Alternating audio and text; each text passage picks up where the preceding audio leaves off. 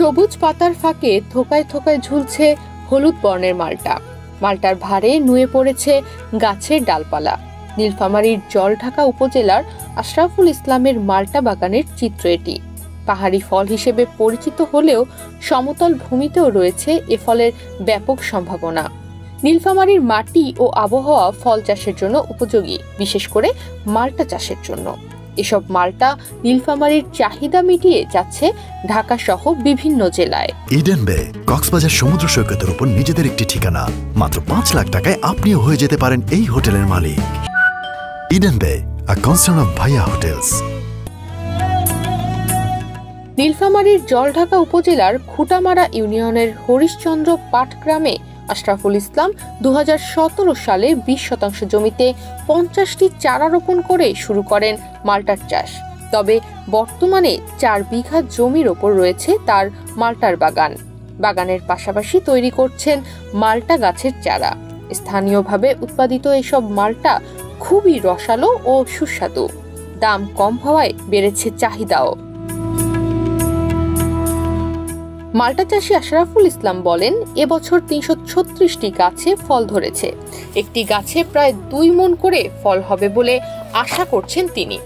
এ মালটার বাগান দেখতে দেশ বিদেশ থেকে প্রায়শই আসছেন মানুষ, নিচ্ছেন মালটা গাছের চারা। এবছর প্রায় ২০ লাখ টাকা আয় হবে বলে আশা করছেন তিনি। ২১ সালে ফল বিক্রি করছি আমি প্রায় ২২-২৩ হাজার টাকা, কয়েকটা গাছে ফল ছিল। ২৩ সালে বিক্রি করছি আমি প্রায় ৬.৫ লাখ টাকার মতো এই ৬০% জমি থেকে। এবং ২৪ সালে আসার আছে যে আমার ম্যাক্সিমাম ২০ লক্ষ টাকা পার হবে। বিভিন্ন জায়গা থেকে আপনার চীনের লোক আসে দেখার জন্য, এবং সাউথ আফ্রিকার লোকও আসছিল আমার বাগান পরিদর্শন করার জন্য, এবং সবাই দেখছে এবং খুব ভালো বলছে, ভালো উদ্যোক্তা হিসেবে আমাকে চিহ্নিত করছে। জলঢাকা উপজেলা উপসহকারী কৃষি কর্মকর্তা মোহাম্মদ আশিকুর রহমান বলেন, নীলফামারীর মাটি ও আবহাওয়া ফল চাষের জন্য উপযোগী, বিশেষ করে মালটা চাষের জন্য। জেলার মধ্যে সবচেয়ে ভালো মালটা বাগান এটি। এবছর ভালো ফলন হয়েছে, তাই লাভবান হওয়ার আশা করছেন তিনি। ২০২০ সালে প্রথম পর্যায়ে 50টা চারা দেওয়া, তার 50টার মধ্যে 100টা দেওয়া হয়।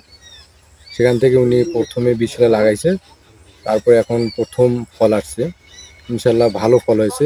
আর আমাদের নীলফামারীর মাটি ফল চাষের জন্য খুবই উপযুক্ত, বিশেষ করে মালটার জন্য। সেটাই উনি এটা করছে, আমরা দেখতেছি অনেক ভালো ফল হয়েছে। নীলফামারী কৃষি সম্প্রসারণ অধিদপ্তরের অতিরিক্ত উপপরিচালক মোহাম্মদ জাকির হোসেন বলেন, দোআঁশ ও উঁচু জমি হচ্ছে মালটা চাষের জন্য উপযোগী। মাটির গুণাগুণ ঠিক থাকলে সমতল এলাকায়ও মালটা চাষ করে লাভবান হতে পারবেন কৃষকেরা। তাই বাড়তি আয়ের জন্য পতিত জমিতে কৃষকদের মালটার বাগান করার পরামর্শ দেন তিনি। এই বছর এত বেশি বিয়ারিং হয়েছে, মানে এত বেশি ধরেছে এবং কালারটা এত ডেভেলপ হয়েছে, পাশাপাশি সাইজটা এটা বেশ বড় সাইজের হয়েছে। প্রত্যেকটা মামলা কিন্তু বেশ বড় সাইজ হয়েছে। আমি বলবো যে আসলে নীলফামারীর জন্য এটা একটা বড় একটা সম্ভাবনা। আমি এর আগেও সাক্ষাৎকারে বলেছি যে আমরা নীলফামারীর যেহেতু মাটি, আবহাওয়া মালটা কমলা চাষের জন্য উপযোগী, এটা ভবিষ্যতে এটা যদি আমাদের অন্যান্য চাষিদের দেখে উদ্বুদ্ধ হয়ে এগিয়ে আসে বা আমরা আরো মোটিভেট করি, তাহলে হয়তো এই নীলফামারীতে একটা মালটার ইন্ডাস্ট্রি হিসেবে গড়ে উঠবে বলে আমরা আশা করছি। নীলফামারী জেলায় ১১০ হেক্টর জমিতে ১৪৩টি মালটা বাগান রয়েছে। এবছর ৫,৬৯২ মেট্রিক টন মালটা উৎপাদনের লক্ষ্যমাত্রা নির্ধারণ করা হয়েছে। তনিমা রহমান, বাংলাদেশ প্রতিদিন।